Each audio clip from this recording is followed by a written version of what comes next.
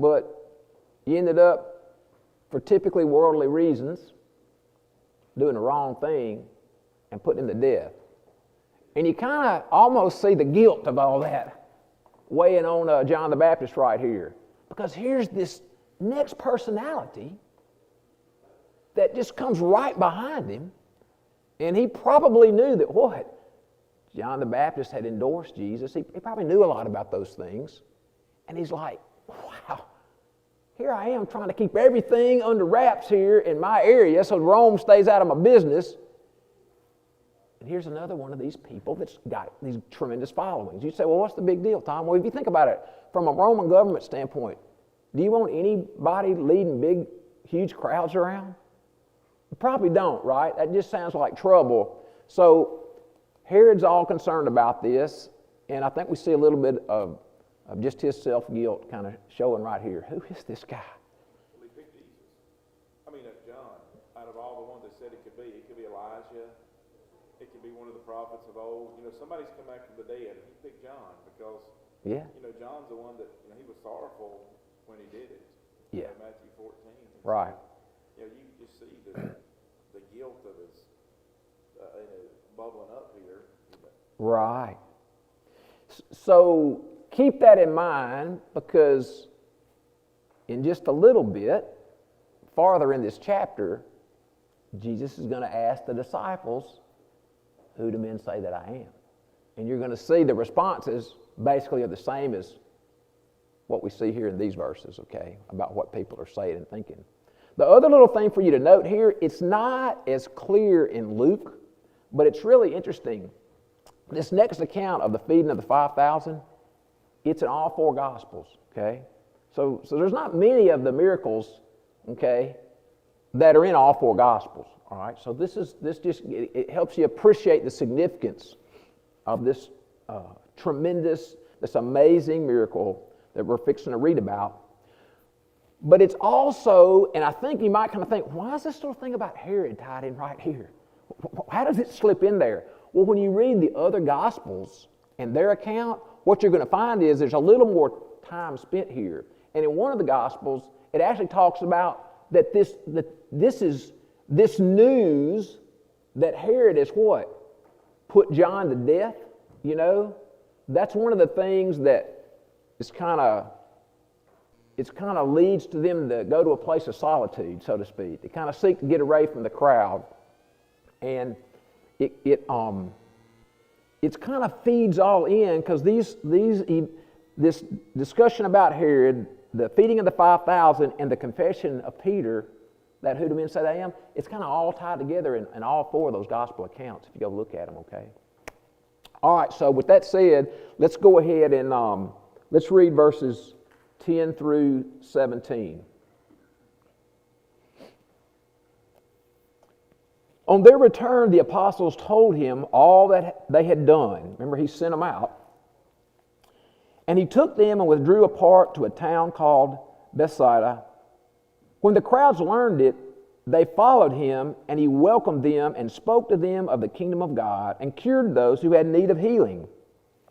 Now the day began to wear away.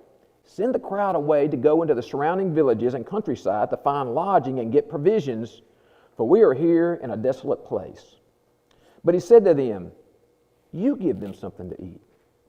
They said, we have no more than 5 loaves and 2 fish, unless we're to go and buy food for all these people. For there were about 5,000 men. And he said to his disciples, have them sit down in groups of about 50 each. And they did so, and had them all sit down.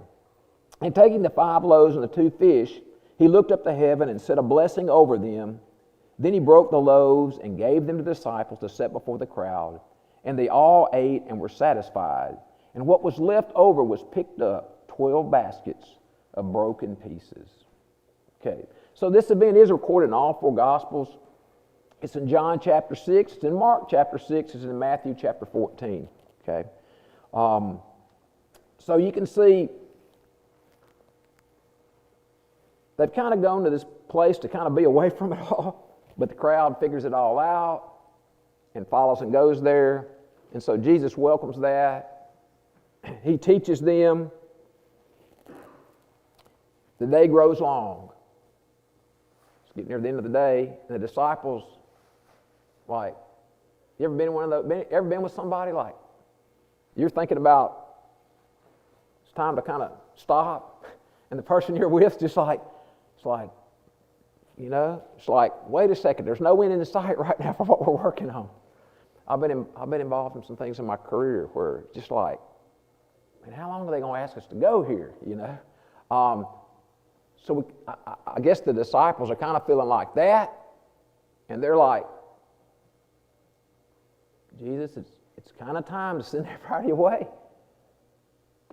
because it just appears kind of obvious to them, right? They need to go out and kind of fend for themselves. And Jesus tells them what? Basically what? You take care of them.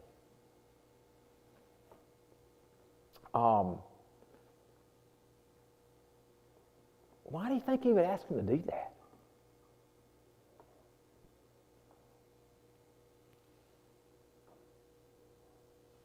I think one thing might have been a bit of a test on them. Yeah. A test of their faith. These guys are still learning.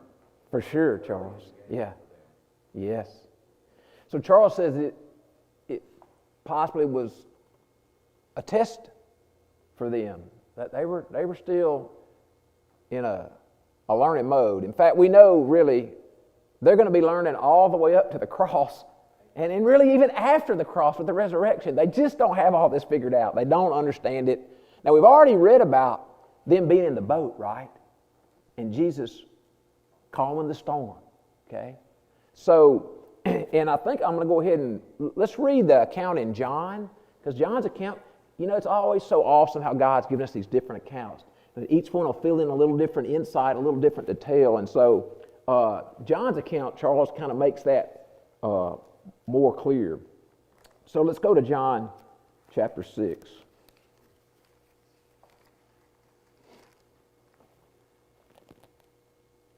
And we'll start in verse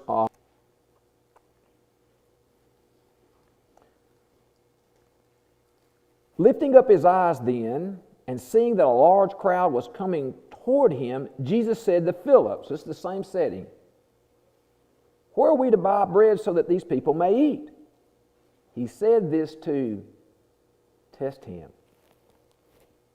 For he himself knew what he would do. Philip answered him, 200 denarii worth of bread would not be enough for each of them to get a little. One of his disciples, Andrew, Simon Peter's brother, said to him, there's a boy here who has 5 barley loaves and 2 fish. But what are they for so many? Jesus said, have the people sit down. Now, there was much grass in the place, so the men sat down, about 5,000 in number. Jesus then took the loaves, and when he had given thanks, he distributed them to those who were seated. So also the fish, as much as they wanted. And when they had eaten their fill, he told his disciples, gather up the leftover fragments, that nothing may be lost. So they gathered them up and filled baskets with fragments from the 5 barley loaves left by those who had eaten. When the people saw the sign that he had done, now listen, y'all, they said, this is indeed the prophet who is coming to the world. Okay, see how all these things are tying together? So, I mean, this basically, of course, it's a faith building.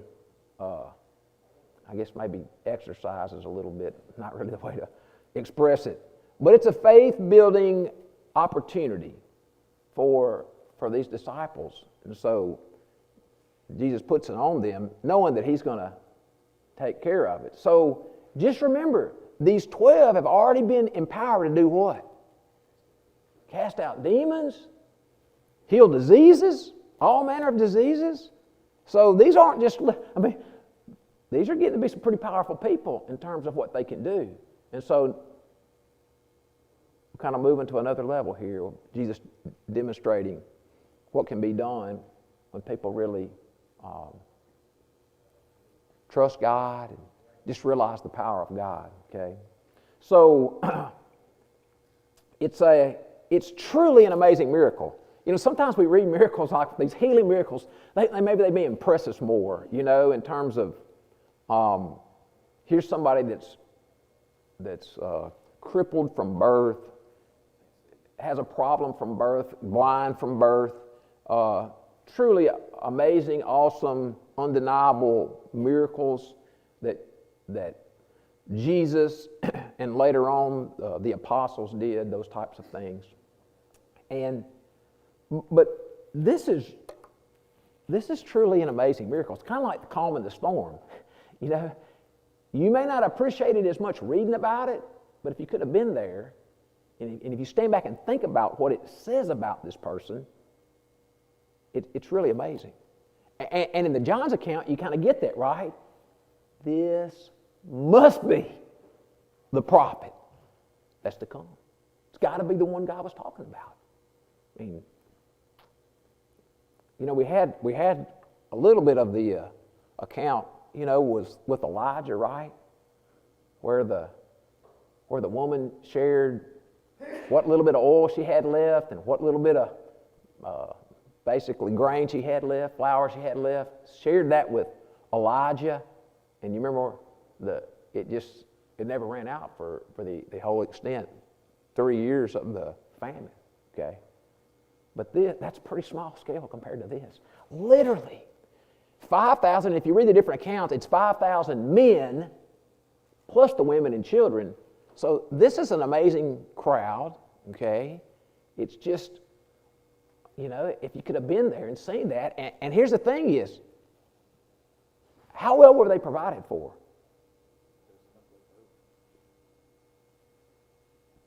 I mean, it says they were satisfied. They were filled up. They had all they wanted, okay? Anything else in this account that of interest to you, that strikes you, you want to bring out? I think it's kind of interesting that the Lord, He tells them, He kind of gives them even some direction on how to carry it out. He says, now sit them down in groups of 50. Yeah. And He didn't just put number 8 load down the barrel. You know, He really sets, you know, like... Yeah, He didn't have it to just fall out of the air. Right. He said, set them down in groups of 50.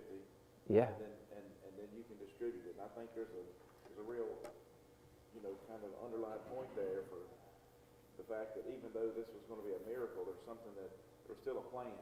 You know, there's still a, you know, kind of you know, it wasn't just let's see how this thing turns out. You know, just start a line. You know, like the interstate when it says lane ends, merge right, and everybody just crowds in on one lane. Exactly. Yeah. Good analogy. That's one of the things that we see here. And think about that. Why would Jesus do it this way? Why would He put them in groups of 50 and have them kind of sit down and get separated out? I mean, think about it. You got this huge crowd, right? You ever been in a not so big crowd and all of a sudden there's like free food? You ever been at work and there's free food? What happens? Man, it's like, wow, it's like people almost running over, knocking people down just to get, and these aren't people that have gone all day without food, you know. This is a huge crowd. And Jesus is wise enough to what? We're going to do this in an organized fashion. Because it could turn into what? I mean, it could turn into just total, complete chaos. And the power and the impact of this on them could have been what? Kind of missed. Brother Chip. Just from a secular standpoint, we know that many of these people follow Christ for their own personal reasons, you know, for their own motivations. And one thing to think about, one of the things they want to do is overthrow the Roman government. Oh, yeah. Think about how powerful, you know, one of the hardest things to do with an army is feed it. Think about how powerful from a right. standpoint, a person who can take these loaves of fishes and feed over 5,000 people. Think how powerful that would be from a military standpoint. Right. You know, there's all kind of angles they're looking at, thinking about and following, and you know, that's kind of what's being weeded out as we go through this whole process. Right. You know, people are thinking about things from a lot of perspectives we don't even think about. Yeah. Yeah, so Brother Chip brought up, hey, you know, these people are thinking about it. Wow, they're not happy being under the Roman government. You know, here's somebody that can generate food at this kind of levels, this kind of proportions, okay? So, wow. And interestingly enough, Chip, if you go back to John chapter 6, where we read from, and you read farther, it's after this event, you know, they say what? It says they tried They wanted to make him king by force. They wanted to force him to be their king. And it's because of this tremendous event. They're like, wow, this guy, he can do this amazing healing, and he can create this level of food. They're like, we're ready to go. You know? And this is where what follows in chapter 6 is that really difficult teaching about, you know, when they come to him, he says, because he tries to get away from them. And of course they follow him, and he basically kind of confronts them, right? Says, you know, why are you really here? And they're like, well, you know, Moses gave us bread from heaven, and they're really there to get fed again, physically. And Jesus is telling them, I can give you bread that'll last forever. And of course, it goes into that really difficult teaching about how they're going to have to, the follower of Jesus is going to have to eat his flesh and drink his blood. And that's the same chapter where it says, and many, many of them, what? Could not accept that teaching and walked away and left Jesus, okay? Which is another great lesson, not for today, but just to help us realize, as much as people want Jesus to take care of all their physical problems and issues, what does Jesus really want to take care of for us? Our big problems, the spiritual problems, our real needs are spiritual in nature, and most people don't realize that. If you can get your spiritual problems fixed, most of those physical things, they'll all fall into place. They'll all work out, you know. Not just meaning Jesus is going to rain down food and money and shelter on your head, but those things, you know, once you get your life in order spiritually, get yourself right with God, then you got a foundation for being successful in dealing with these physical issues in your life. You ever try to help somebody physically that's got a big spiritual problem? What usually happens? It just goes in circles. Whatever you do for them, it gets used up pretty fast, and they're right back in the same place. Okay? All right. So we have this tremendous miracle, and I want you to remember, I guess this is probably a good place. We hadn't read this in a while. Let's go back to Luke chapter 1 and just remember why Luke says, I'm penning this letter, because this is one of those things that Luke's writing all these things out for Theophilus so he can be certain about what he's been taught about Jesus. Luke chapter 1, starting in verse 1, we'll read 1 through 4. Inasmuch as many have undertaken to compile a narrative of the things that have been accomplished among us, just as those who from the beginning were eyewitnesses and ministers of the word have delivered them to us, it seemed good to me also, having followed all things closely for some time past, to write an orderly account for you, most excellent Theophilus, that you may have certainty concerning the things you have been taught. Okay. Another thing, and then we'll move on, that is interesting to me about the documenting of he broke them up into groups of 50. So for the critics of the Bible, that this got made up, think about that little detail. Why would you put that detail? If you were making something up, why would you put something like that in there at all? Why would you do that? See, those are the kind of things you find in the Bible if you really read with really scrutinizing, thinking about it. They just confirm to you these are real events that really happen. They really happen, and so you're getting the real events getting documented. You know, what does it really matter from a trying to impress people perspective that they broke up in groups of 50? Well, not at all. But if you're actually documenting what really happened, then it's part of what goes in there. And God, being so wise, puts these things in there. Many people just look over them and miss them. But you know, God wants us to be certain and be sure about what we find in the Bible, what we believe about Jesus. And there's many, many things like that are just all woven into the Scripture, so you can know and be sure about these accounts. And two, one of the opponents said, I've heard this before, they said, well, the reason why this was documented was because people were finally starting to get how much Jesus loved them. And so when they sat down everybody realized that with all these hungry people, we just need to feed each other. And so Yeah. everybody just, all of a sudden, everybody just starts pouring out their lunch, and so we can see here how it's a blessing to be able to share and distribute amongst each other. Well, that's not the case. I mean, even if that were true, why in the world would you carry out in the middle of nowhere? I never carry in my lunch with me 4 days worth of food, right? Right. Just for 1 day's worth of trip. They're going to pick up all these baskets of food when it's all said and done. Yeah. Of leftovers. Right. Why would they do that for if they Yeah. just brought enough for themselves? Right. Yeah. And that's another thing that Chris was bringing up. If they were just bringing enough, if everybody had planned this out and had brought enough to share and everything, this whole miracle is pointless, right? The point is these crowds are following Jesus. They don't even know how long it's going to be, right? They just know he's there, he's healing. They're there for the duration. And then this feeding was unexpected. If you really look at the times Jesus fed people, it's pretty limited, okay? He's teaching them what? Every day. Yeah. And so Chris is making the point that, that some people try to discount these things. But if you really weigh them out carefully, you realize, wow, this was a real event that really happened.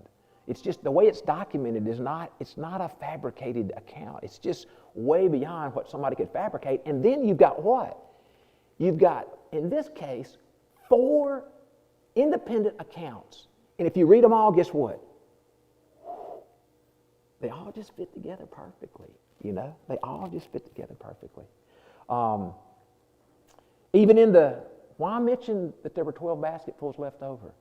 He'd already said they had all they wanted. Why would you document that? Only one reason, because that's what really happened. That's what really happened, okay? All right, let's go ahead and let's pick up and read verses 18 through 20. Really spiritually deep information here. So let's read carefully, starting in verse 18. Now it happened that as Jesus was praying alone, the disciples were with him, and he asked them, "Who do the crowds say that I am?" And they answered, now listen, we've heard this before, "John the Baptist. But others say Elijah, and others that one of the prophets of old has risen." Then he said to them, "But who do you say that I am?" Peter answered, "The Christ of God." Okay, so people got their thoughts about Jesus. Okay? Now this is really,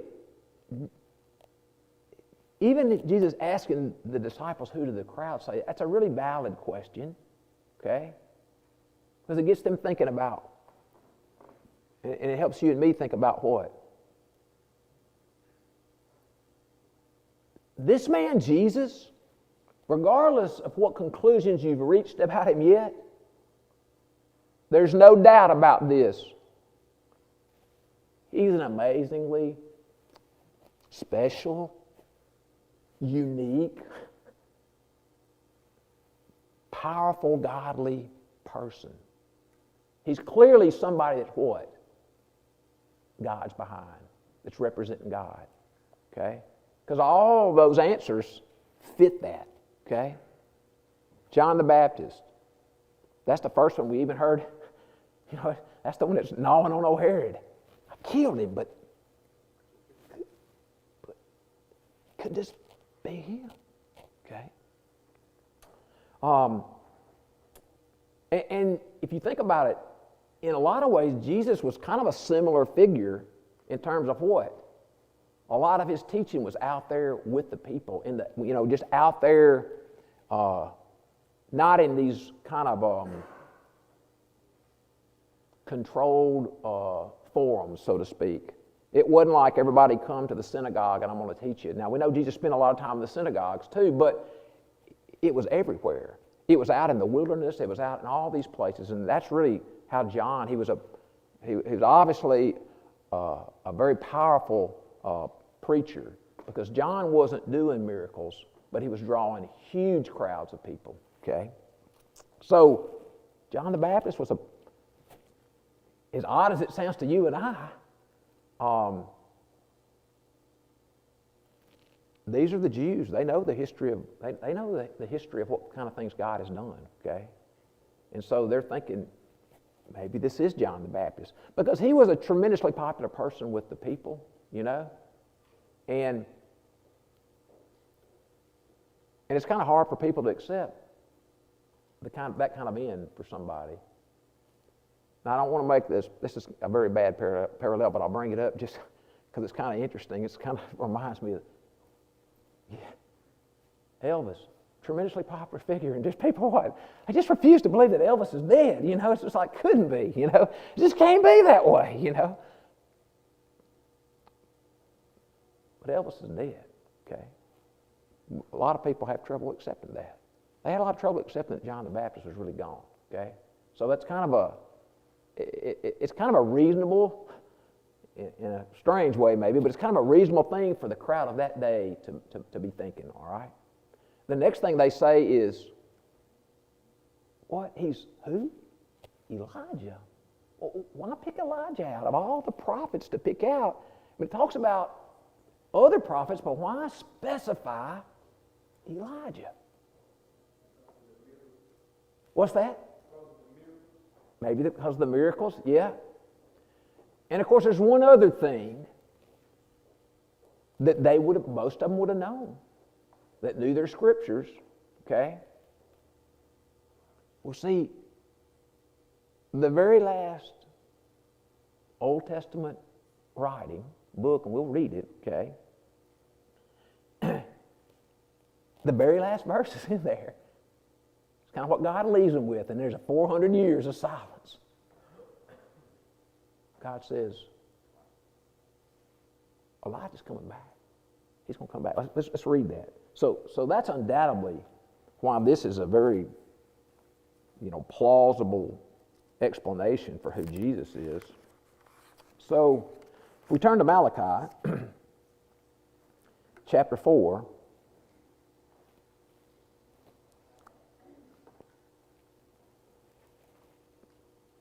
remember, this is a post-captivity,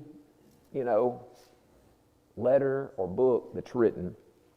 So you go to the very end of Malachi in chapter 4. I'll read verses 4 through 6. Remember the law of my servant Moses, the statute and rules that I commanded him at Horeb for all Israel. Now, Moses has been dead a long time, okay? But he's still tremendously important to the Jewish people, okay? Behold, I will send you Elijah the prophet before the great and awesome day of the Lord comes. And he will turn the hearts of the fathers to their children and the hearts of the children to their fathers, lest I come and strike the land with a decree of utter destruction. So guess who people are expecting to come? They're expecting Elijah, okay? They're expecting Elijah, okay? Now, you and I can spend some time on that, but Jesus actually makes it pretty clear. We could go read those different verses, the different Gospels. You could read Matthew chapter 11 through 15, Matthew 17, 10 through 13. Jesus says, John the Baptist, because they get asked about John the Baptist. Guess who they thought John the Baptist might be? Elijah. And Jesus actually tells them that John the Baptist is the Elijah, basically, of this prophecy. He is the one that was to come and prepare the way for him. It is speaking of Elijah. Kind of an interesting thing about this, from a historical perspective, the Jews, so in Hebrews 7, when the Hebrew writer uses Jesus like in a Melchizedek, you're a priest forever, right, after the order of Melchizedek, not having an end, beginning or an end. Well, right, the Jews thought, they believed so explicitly in the scriptures that if somebody's end wasn't written, then it kind of just never happened. So right. Elijah, his end isn't written. Right, yeah. He's carried away. Just carried off, yeah. Jeremiah's end isn't written. He goes into captivity, and he Yeah. just kind of passes out of existence. Right. So, Yeah. so to them, they're in their mind. They're hanging, yeah. They're right, exactly. Right. And so, just continuing on that thought, so the third thing is Jesus is one of the prophets, okay? Now, so these Jews of Jesus' day, they have been looking for a Messiah for a long time. For a long time, they've been looking for this Messiah, okay? And they've basically been sitting here with not just a Messiah, but they haven't even had a prophet for like 400 years. And guess what's been happening to them? They basically been under bondage, under foreign rule the entire time. So pretty much when you go back, and I don't want to get in a few little brief periods of rebellion where the Jews kind of rule themselves for just a little time period, but pretty much from the time that Nebuchadnezzar comes and defeats them, destroys the temple, carries them off for that 70 years of captivity, they've been under foreign rule. So remember, when they come back and rebuild Jerusalem and rebuild the temple under, the Persians, that's not an act of rebellion, right? Actually, they do that under the Persian Empire's permission and really support. And truly, if you go read those accounts, like in Daniel and like Ezra and Nehemiah, you realize, boy, God He put them in captivity for 70 years, but what? Man, He laid the way for them to be able to go back and rebuild Jerusalem and rebuild the temple. Because people like Daniel have so impressed the Babylonians and then the Persians that you can read, they're what? They might still have some confusion about these other gods, but guess what? You read like Nebuchadnezzar in the end and even Cyrus, go read some of the decrees they issue. They're what? This God of the Jews, this God of Daniel, He's the real deal. You don't want to mess with Him, okay? They're doing everything they can to keep Him happy. So, if we went back to Brother Ken. God was working it all out. Actually, the Persian king, it was support and protection all the way. Yes, exactly. Part of his army. Right. And he come in and whooped up on Babylon pretty good, and then he was more friendly to him than what Babylon was. Right. Yeah, Brother Kim was mentioning how that God used the Persians actually to aid, protect, and fund a lot of what was done there in Jerusalem with the return of the people. Yes, Charles. Something I find interesting about this whole thing is when Jesus asked them who the people thought He was, they gave three responses. Yeah. Elijah, John the Baptist, or one of the old prophets that had risen from the dead. Yeah. Now, all three of these possibilities were dead. Yet all three of those possibilities had predicted, had prophesied that the Messiah was coming. Yeah. When the Messiah does come, they don't recognize it. Yeah. But they're all looking for the Messiah. Looking for Him. Yeah. And here He is right there with them. Right. They don't realize it. But in John, the account, it said that the people said that He's truly the prophet to come. Yeah, so we need to, yeah. So that's the chosen one. So that would be the Messiah. That's where there's just a little. Yeah, there's Deuteronomy 18. We'll go back. We probably don't have time what's left in class, but we'll go back and read that, and you can read that this week. Deuteronomy 18 it documents where God is telling the children of Israel that He's going to send one, He's going to raise one up, send to them one in the future like Moses. And it's interesting, He says, listen to him. This one like Moses that I'm sending, this prophet I'm going to raise up, says you better listen to him, okay? And so, as Charles brought up, here's all these people, this is kind of on the tips of their tongues who this person could be: John the Baptist, Elijah, one of the prophets, or the prophet. But the crowd's not saying what yet? They're not saying the Messiah yet. But interestingly enough, in that John chapter 6, they're ready to do what? Not call him the Christ, but want to do what? Make him their king, make him their leader. Okay? And that gets into part of the problem, right, Charles? And that's one of the things you and I struggle with. See, they wanted Jesus to be something other than what God intended him to be. See, they were wanting deliverance from things that really weren't their big problem. Okay? They were wanting things that didn't really address their big problem, their real issue. Okay? They wanted a Messiah to do these things that they had worked out, that were going to make them happy and restore them to be a self-ruled people, kind of let them have life the way they wanted it. And because that's what they wanted, they missed that the Messiah was right there, walking around them and doing what? These amazing things.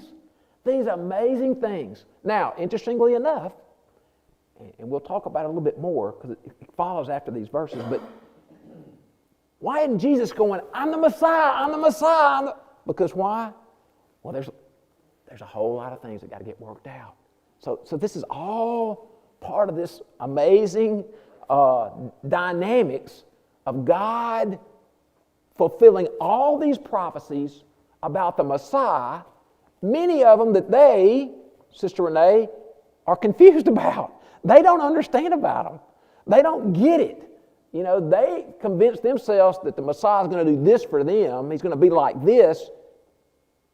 But God's really working all these prophecies out. And that's why Jesus is so guarded when he tells them, when he starts telling them that he's the Messiah, he is the Christ. After this discussion, you're going to see, he says, but don't go tell anybody. There's going to come a time for tell, right? But it's not time yet, okay? It's not time yet. So, it is interesting, and it's something you and I, we'll pick up next week on, who do you say that I am? Because really, that's the most important question, really, of your life, my life. Who really is Jesus? Who is this person, you know? Sister Renee. Don't you think we are just like the people of old, that we focus in on what we think and put God in a box, and we decide, okay, this is how he works and this is how this works. Yeah. Instead of, but God has a different plan. Right. Yeah. And we can't, I mean, you know, this is all we see. We put our blinders on. Yeah. Much of the time. And you know what's amazing is what really blinds us. What really blinds me, what really blinds you, what really blinds anybody is their own selfishness to see the spiritual things of God. It's what they want. What do you mean they want? Well, that's an expression of our selfishness, what I want. Not what God wants, but what I want. And it's so hard to see what God wants, how he wants to bless us, how he wants to really help us. And that's what's so interesting. The same chapter, guess what we're going to get told by Jesus? If anyone wants to come after me, he must deny himself, take up his cross, and follow me daily. All right, enjoy.